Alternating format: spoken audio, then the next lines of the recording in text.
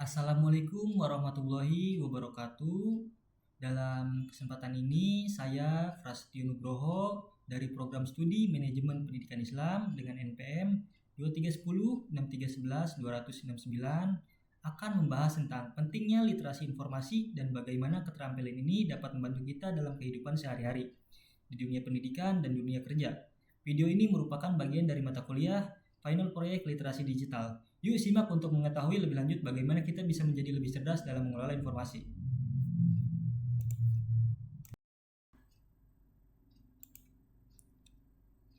Tujuan pembelajaran. Yang pertama, memahami konsep literasi informasi. Literasi informasi mengacu pada kemampuan untuk mencari, mengevaluasi, dan menggunakan informasi secara efektif dan efisien. Ini mencakup pemahaman tentang bagaimana informasi disusun, cara-cara untuk menemukan sumber yang tepat, serta memahami relevansi dan keandalan informasi yang ditemukan. Yang kedua, mengetahui pentingnya literasi informasi dalam pendidikan masyarakat. Literasi informasi sangat penting dalam konteks pendidikan masyarakat karena memungkinkan individu untuk menjadi konsumen informasi yang lebih bijak. Dengan kemampuan ini, masyarakat dapat mengakses informasi yang berguna untuk kehidupan sehari-hari, untuk meningkatkan pengetahuan, serta mengembangkan kemampuan berpikir kritis dalam menghadapi tantangan informasi yang berlimpah, terutama di era digital. Yang ketiga, mampu mengidentifikasi dan mengevaluasi sumber informasi. Salah satu keterampilan utama dalam literasi informasi adalah kemampuan untuk mengidentifikasi sumber informasi yang kredibel dan relevan. Ini meliputi keterampilan untuk memeriksa kredibilitas sumber, apakah itu situs web, artikel, jurnal, atau media sosial, dan mengevaluasi apakah informasi yang diberikan dapat dipercaya atau tidak. Yang keempat, mampu menggunakan informasi secara kritis dan etis. Menggunakan informasi dengan cara yang kritis berarti mengevaluasi informasi dengan pertimbangan yang matang dan tidak menerima informasi begitu saja. Ini juga termasuk mempertimbangkan dampak sosial dan etis dari penggunaan informasi tersebut, secara masalah privasi, plagiarisme, dan penggunaan yang dapat mempengaruhi orang lain secara negatif.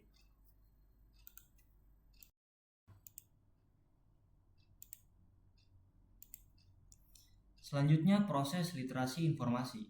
Proses literasi informasi terdiri dari beberapa langkah penting yang memungkinkan seseorang untuk mengakses, menilai, menggunakan, dan berbagi informasi secara efektif dan etis. Yang pertama, identifikasi informasi yang dibutuhkan. Langkah pertama dalam proses literasi informasi adalah mengidentifikasi apa informasi yang dibutuhkan dan mengapa informasi tersebut diperlukan. Tujuannya, sebelum mencari informasi, penting untuk memahami kebutuhan informasi secara jelas. Ini membantu pencarian informasi lebih terarah dan efisien. Langkah-langkahnya, tentukan tujuan pencarian informasi, apakah untuk penelitian, pengambilan keputusan, atau penyelesaian masalah. Tentukan juga jenis informasi yang diperlukan, apakah berupa fakta, opini, data statistik, atau teori. Tentukan juga pertimbangkan konteks, apakah informasi yang dicari berkaitan dengan topik tertentu, tren terbaru, atau isu khusus. Yang kedua, pencarian informasi. Setelah mengetahui informasi yang dibutuhkan, langkah berikutnya adalah mencari informasi yang relevan dan terpercaya menggunakan berbagai sumber. Tujuannya, menggunakan alat pencarian dan teknik yang tepat untuk menemukan informasi yang akurat dan berguna. Langkah-langkahnya, gunakan berbagai sumber pencarian seperti mesin pencari di internet, perpustakaan digital, jurnal akademik, atau database tertentu. Tentukan kata kunci yang spesifik dan relevan untuk meningkatkan hasil pencarian yang lebih terfokus. Manfaatkan fitur penyaringan pencarian, misalnya filter atau relevansi untuk mendapatkan informasi yang paling tepat dan terbaru. Pertimbangan penggunaan sumber yang berbeda, misalnya kombinasi antara sumber online dan sumber cetak atau langsung. Yang ketiga, evaluasi sumber informasi. Menilai keandalan, otoritas, dan relevansi dari sumber informasi yang ditemukan adalah langkah penting untuk memastikan kualitas informasi yang digunakan. Tujuannya memastikan bahwa informasi yang diambil berasal dari sumber yang dapat dipercaya dan relevan dengan kebutuhan. Langkah-langkahnya, keandalan, periksa apakah sumber informasi tersebut dapat dipertanggungjawabkan, apakah ada bukti yang mendukung klaim yang dibuat oleh sumber tersebut. Selanjutnya ada otoritas. Tentukan apakah penulis atau penerbit informasi tersebut memiliki kredibilitas dalam bidangnya, apakah mereka memiliki latar belakang yang relevan atau ahli dalam topik tersebut. Yang ketiga, relevansi. Evaluasi apakah informasi tersebut sesuai dengan konteks pencarian Anda. Apakah informasi tersebut menjawab pertanyaan atau memenuhi kebutuhan yang Anda identifikasi. Selanjutnya, cek juga tanggal terbit. Periksa apakah informasi yang ditemukan terbaru atau masih berlaku, terutama dalam topik yang cepat berubah. Yang keempat, penggunaan informasi. Setelah menemukan informasi yang relevan, langkah berikutnya adalah menggunakan informasi tersebut secara efektif dan sesuai dengan konteks. Tujuannya menggunakan informasi yang ditemukan untuk tujuan yang telah ditentukan sebelumnya. Apakah itu untuk pengambilan keputusan, penelitian, atau pembelajaran? Langkah-langkahnya: penerapan informasi. Gunakan informasi yang ditemukan untuk mendukung argumen atau solusi yang Anda buat. Pastikan Anda mengaitkan informasi tersebut dengan konteks atau masalah yang sedang dihadapi. Integrasi dengan pengetahuan lain. Gabungkan informasi baru dengan pengetahuan atau informasi lain yang telah Anda miliki untuk memperkaya wawasan. Selanjutnya juga organisasi. Susun informasi dengan cara yang logis dan mudah dipahami, apakah dalam bentuk tulisan, presentasi, atau laporan. Yang kelima, berbagi informasi. Setelah informasi diterapkan, langkah selanjutnya adalah berbagi informasi dengan orang lain, baik dalam bentuk tulisan, presentasi, atau diskusi. Tujuannya untuk menyampaikan informasi secara jelas dan akurat kepada orang lain, serta menghindari pelanggaran etika seperti plagiarisme. Langkah-langkahnya: komunikasi yang efektif. Bagikan informasi dengan cara yang jelas dan mudah dimengerti oleh audiens. Pastikan bahwa informasi yang disampaikan sesuai dengan kebutuhan audiens. Selanjutnya, menghindari plagiarisme. Saat berbagi informasi, penting untuk memberikan kredit kepada sumber informasi yang digunakan, baik melalui kutipan atau daftar pustaka, guna menghindari plagiarisme. Selanjutnya juga, patuhi etika. Pastikan Anda menyebarkan informasi dengan cara yang etis, termasuk mempertimbangkan dampak sosial dari informasi yang dibagikan, dan menghindari penyebaran informasi yang salah atau menyesatkan. Materi selanjutnya yaitu keterampilan literasi informasi. Keterampilan literasi informasi mencakup berbagai aspek yang memungkinkan seorang untuk mengakses, mengevaluasi, memilih, menggunakan, dan berbagi informasi dengan cara yang efektif, etis, dan bertanggung jawab. Keterampilan yang pertama yaitu keterampilan pencarian informasi. Keterampilan pencarian informasi adalah kemampuan untuk menemukan informasi yang relevan dari berbagai sumber seperti mesin pencari, basis data, dan perpustakaan. Mencari informasi yang tepat dan berkualitas untuk memenuhi kebutuhan informasi yang telah diidentifikasi. Langkah-langkahnya: yang pertama, menggunakan mesin pencari. Mengetahui cara memanfaatkan mesin pencari seperti Google atau Bing dengan efektif. Menggunakan kata kunci yang tepat dan teknik pencarian lanjutan seperti tanda kutip untuk pencarian frasa atau penggunaan operator pencarian. Yang kedua, menggunakan basis data. Memahami cara mengakses dan mencari informasi dari basis data akademik, jurnal online, dan repositori ilmiah yang spesifik. Yang ketiga, menggunakan perpustakaan. Memanfaatkan perpustakaan fisik maupun digital untuk mengakses buku, jurnal, dan sumber daya lainnya yang tidak dapat ditemukan di internet secara umum. Yang kedua, ada keterampilan evaluasi sumber. Keterampilan evaluasi sumber adalah kemampuan untuk menilai keandalan, kredibilitas, otoritas, dan relevansi sumber informasi yang ditemukan. Menjamin bahwa informasi yang digunakan berasal dari sumber yang dapat dipercaya dan relevan untuk kebutuhan yang ada. Langkah-langkahnya: yang pertama, ada keandalan. Menilai apakah informasi tersebut berasal dari sumber yang berkompeten dan dapat percaya seperti institusi akademik, organisasi terpercaya, atau ahli di bidangnya. Yang kedua, ada otoritas. Memastikan bahwa penulis atau penerbit memiliki kredibilitas dalam topik tersebut, baik berdasarkan pengalaman, pendidikan, atau afiliasi. Yang ketiga, relevansi. Mengevaluasi apakah informasi tersebut sesuai dengan topik atau masalah yang sedang dibahas dan apakah ia memberikan jawaban atau solusi yang memadai. Ada juga kesesuaian waktu. Mengecek apakah informasi tersebut mutakhir, terutama dalam topik-topik yang terus berkembang atau berubah seperti teknologi, sains, dan kebijakan publik. Yang ketiga, keterampilan pemilihan informasi. Keterampilan pemilihan informasi adalah kemampuan untuk memilih informasi yang relevan dan bermanfaat, serta menyaring informasi yang tidak diperlukan. Menjamin bahwa hanya informasi yang berkualitas dan tepat digunakan untuk mendukung keputusan atau pemecahan masalah.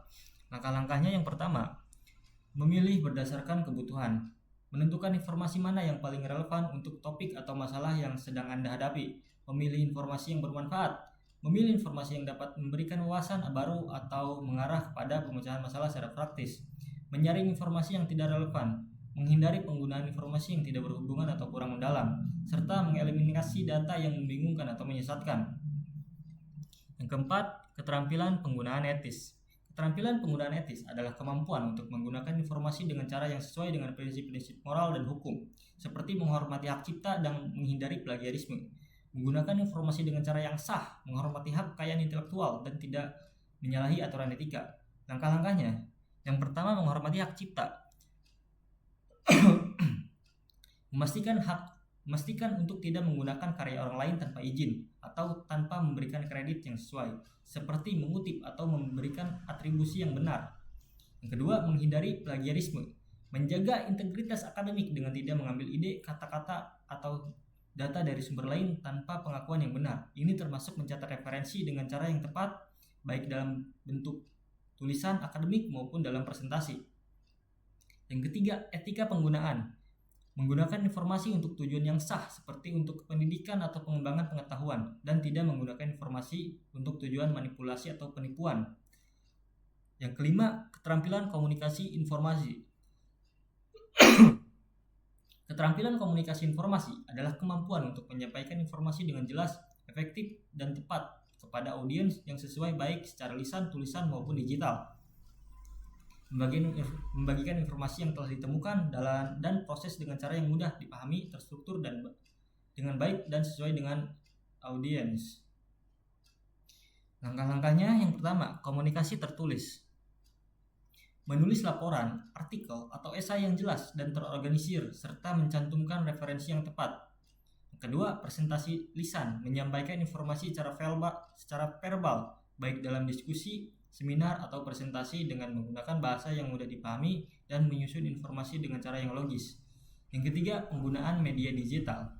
Menggunakan media digital dan platform online untuk membagikan informasi seperti blog, website, atau media sosial dengan mempertimbangkan audiens yang lebih luas dan memastikan keakuratan serta relevansi informasi.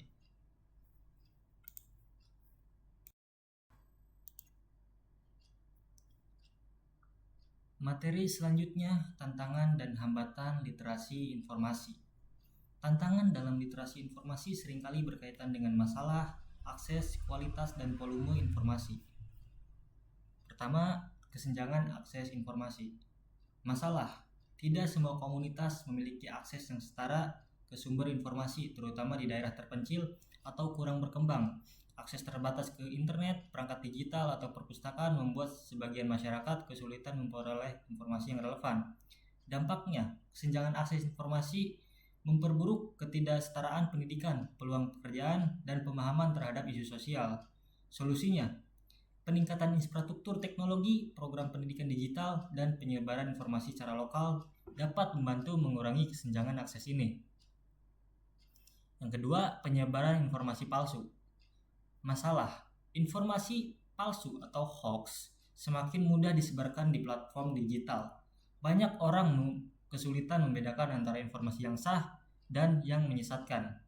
Dampaknya, penyebaran informasi palsu dapat menimbulkan kepanikan, mempengaruhi opini publik, dan merusak kredibilitas media atau sumber informasi. Solusinya, meningkatkan keterampilan evaluasi sumber, memverifikasi informasi sebelum membagikan, serta mendidik masyarakat dengan cara mengidentifikasi hoax dan sumber yang tidak terpercaya. Yang ketiga, overload informasi. Masalahnya, jumlah informasi yang tersedia saat ini sangat besar, baik di internet maupun di media sosial.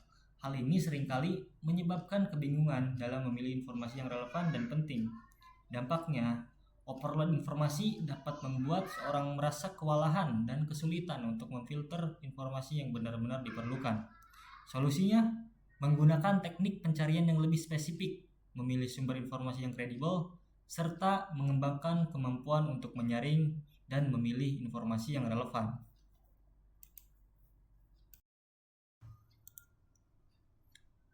Kesimpulan dari materi ini adalah literasi informasi adalah keterampilan penting yang diperlukan dalam kehidupan sehari-hari. Mahasiswa Prodi Manajemen Pendidikan perlu memiliki keterampilan literasi informasi untuk menjadi agen literasi informasi di masyarakat. Terima kasih telah menonton video ini. Semoga informasi yang saya berikan dapat bermanfaat dan membantu kalian dalam meningkatkan keterampilan literasi informasi. Jangan lupa untuk terus belajar dan mengaplikasikan pengetahuan ini dalam kehidupan sehari-hari.